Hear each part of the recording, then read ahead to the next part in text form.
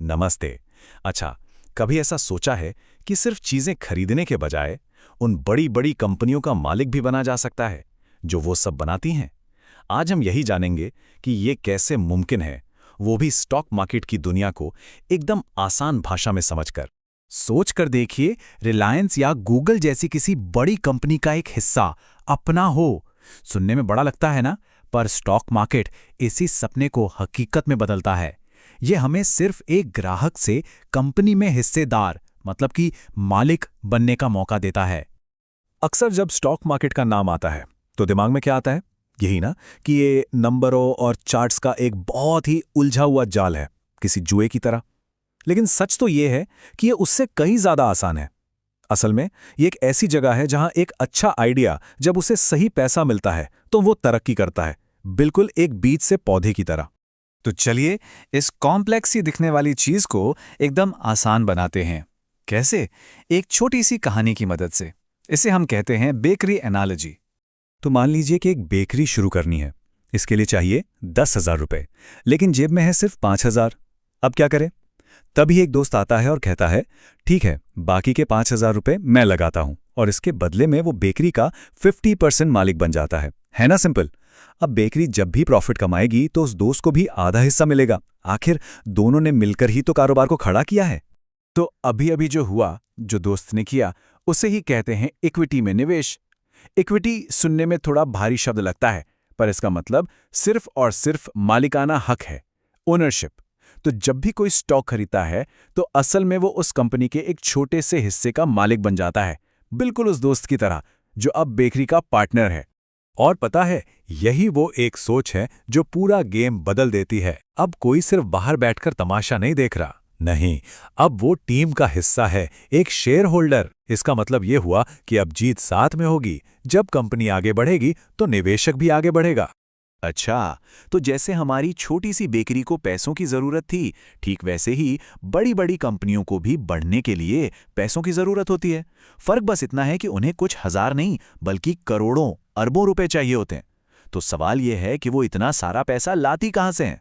इसका जवाब छिपा है उनकी ग्रोथ की जरूरत में। तो देखिए, कंपनियों को इतना पैसा क्यों चाहिए? उन्हें अपना बिजनेस फैलाना होता है, नई नई फैक्ट्रियां बनानी होती हैं, या फिर कोई नई टेक्नोलॉजी डेवलप करनी होती है। अब एक रास्ता तो है कि बैंक से भारी ब्याज पर कर्ज ले लें, लेकिन यह हमेशा सबसे अच्छा आइडिया नहीं होता। तो इसके बजाय वो क्या करती हैं? वो आम लोगों को, यानी पब्लिक को, पार्टनरशिप के लिए इनवाइट करती हैं। और जब कोई कंपनी ये काम पहली बार करती है, मतलब पहली बार आम जनता को निवेश के लिए बुलाती है, तो उसे कहते हैं इनिशियल पब्लिक ऑफरिंग। शॉर्ट में कहें तो आईपीओ। ये ठीक वैसा ही है जैसे अपनी बेकरी की पार्टनरशिप को सिर्फ एक दोस्त तक ना रखकर बहुत सारे लोगों तक फैला दिया जाए। ठीक है, कंपनी की कहानी तो समझ आ गई, पर अब आते हैं सबसे जरूरी सवाल पर। एक निवेशक के तौर पर पैसा बनता कैसे है? मतलब आखिर इसमें फायदा क्या है? तो देखिए, जब किसी कंपनी में हिस्सेदारी होती है तो पैसा कमाने के दो मेन रास्ते होते हैं। पहला है कैपिटल एप्रिसिएशन और दूसरा है डिविडेंड्स। चलिए अब इन दोनों को जरा आसान भाषा में समझते हैं। तो पहला तरीका है कैपिटल एप्रिसिएशन। इसका मतलब बहुत सीधा है, खरीदे गए शेयर की कीमत का बढ़ जाना। मान लीजिए कोई शेयर 100 रुपए में खरीदा और कंपनी के अच्छे काम की वजह से उसकी कीमत 150 रुपए हो गई, तो ये जो 50 रुपए ऊपर के हैं, यही है मुनाफा। अब दूसरा तरीका है डिविडेंड्स। ये एक तरह का बोनस है। जब कंपनी अच्छा प्रॉफिट कमाती है तो वो अपने मुनाफे का एक हिस्सा सीधे अपने शेयर होल्डर्स के साथ कैश में बांटती है, पार्टनर होने का सीधा इनाम।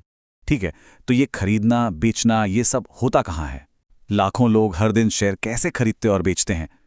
इन सबके लिए एक खास जगह होती है, एक बाजार, जिसे हम कहते हैं स्टॉक एक्सचेंज। तो स्टॉक एक्सचेंज को जैसे भारत में है एनएसई और बीएसई, एक बहुत बड़े डिजिटल शॉपिंग मॉल की तरह सोचिए। बस फर्क इतना है कि यहाँ कपड़े या जूते नहीं, बल्कि कंपनियों के शेयर मिलते हैं। ये एक बहुत बड़ा ऑर्गेनाइज्ड बाजार है। लेकिन इस एक्सचेंज का काम सिर्फ खरीदारों और विक्रेताओं को एक जगह लाना नहीं है। इसका काम बहुत जरूरी है। ये एक सेफ जगह देता है। ये पक्का करता है कि हर सौदा ईमानदारी से हो, और ये पूरी पारदर्शिता यानी ट्रांसपेरेंसी बनाए रखता है। आप इसे एक रेफरी की तरह समझ सकते हैं, जो ये पक्का करता है कि पूरा खेल नियमों के हिसाब से और एकदम फेयर हो। ठीक है, तो अब जब हम मूल बातें समझ चुके हैं तो सबसे अहम पहलू पर आते हैं। देखिए, स्टॉक मार्केट में सफलता के लिए पैसे से भी ज्यादा जरूरी एक चीज है, और वो है सही मानसिकता। और उस मानसिकता का सबसे बड़ा हिस्सा है धैर्य।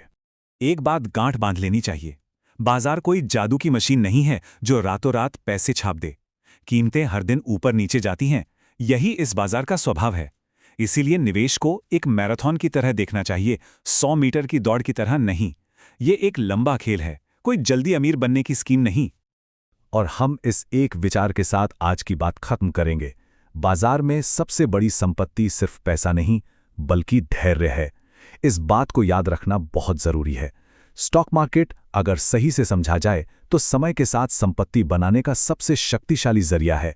ये एक आम इंसान को देश की सबसे बड़ी कंपनियों की ग्रोथ में हिस्सेदार बनने का मौका देता है।